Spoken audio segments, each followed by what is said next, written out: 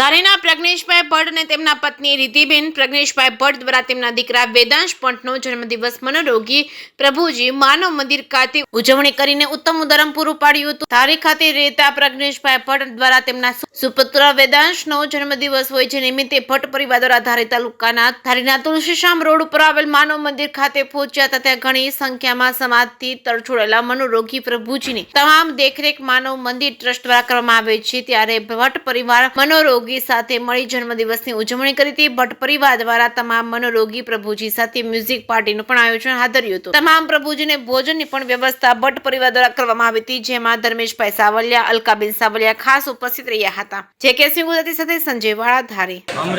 અમરેલીથી આવું છું, અહીંયા માનવ મંદિર પાસે, આશ્રમ પાસે, બરોબર ધારી।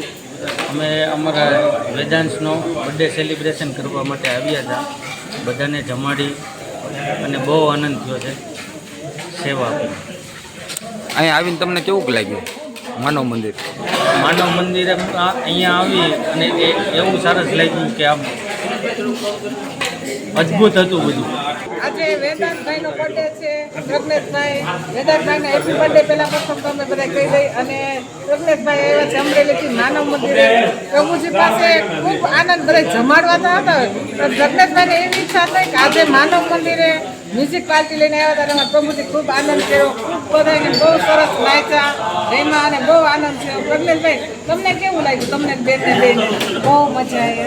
બહુ મ્યુઝિક પાર્ટી પ્લસ જમણવાર, બહુ આનંદ આવ્યો। બહુ બર્થડે અને ખાસ તો ક્રેડિટ મારા ભાઈને જાય છે કે એ દર વખતે અહીંયા આવે છે। એમને એને કીધું કે તમે અહીંયા આવો, તમને બહુ મજા આવશે, તો એ દર વખતે આવે છે। તો ખાસ તો તમારા ભાઈનું નામ? દિલથી આભાર છે, કમલેશભાઈ તિવારી અહીંયા છે।